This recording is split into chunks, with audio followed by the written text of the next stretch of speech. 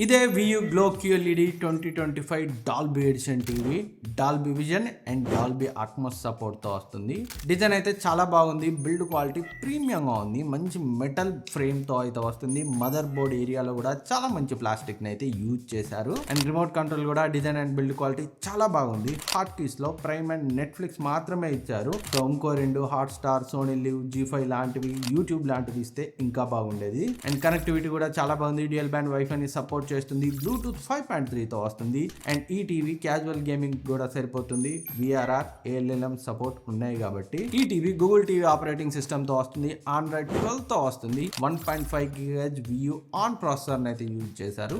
2GB RAM, 16GB internal storage తో వస్తుంది. Performance మాత్రం ఈ టీవీలో నాకు కొంచెం యావరేజ్ గా అనిపించింది. ఇంకొంచెం బెటర్ ఫ్లూయిడ్ గా ఉండాల్సింది. ఈ TV 4K 60Hz refresh rate ఉన్న A+ grade QLED VA panel తో వస్తుంది. HDR10 HLG డాల్బీ విజన్ సపోర్ట్తో వస్తుంది. బ్రైట్నెస్ కూడా చాలా బాగుంది. అప్ టు 400 nits వరకు అయితే వెళ్తుంది. మీరు HDR డాల్బీ విజన్ కంటెంట్ చూసేటప్పుడు బ్రైట్నెస్ పరంగా ప్రాబ్లం అయితే లేదు. అండ్ పిక్చర్ క్వాలిటీ కూడా ఎక్సలెంట్గా ఉంది. కలర్స్ బాగున్నాయి, సాచురేషన్ బాగుంది, స్కిన్ టోన్స్ బాగున్నాయి, డీటెయిల్స్ కూడా బాగున్నాయి. ఎలాంటి ఆర్టిఫిషియల్ ఓవర్ షార్పనింగ్ ఇష్యూ అయితే లేవు.